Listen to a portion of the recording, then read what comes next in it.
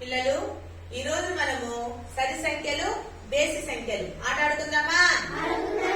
సరి సంఖ్యలు చెప్పినప్పుడు రెండు చేతులు ముందుకు సాపాలి. బేసి సంఖ్య చెప్పినప్పుడు ఒక చెయ్యి మాత్రమే ముందుకు సాపాలి. సరేనా? 468